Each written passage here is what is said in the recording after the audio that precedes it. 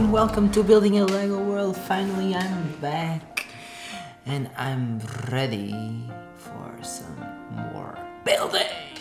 Today I'll start and probably I'll finish this little set, which is a Lego store, and I think it will be awesome in the city. Yes, the city changes place again because I wanted to have space so I can get around every corner and see everything. Let's start this, shall we? Let's dig it.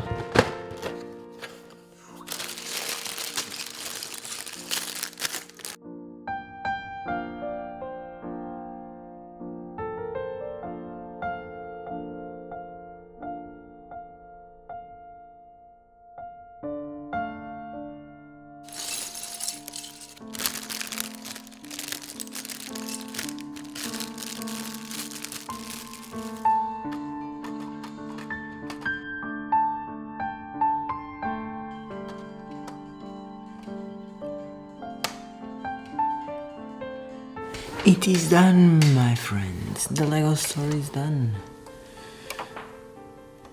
It's a really cute building to add to my town with some cute minifigs. And this will be awesome there.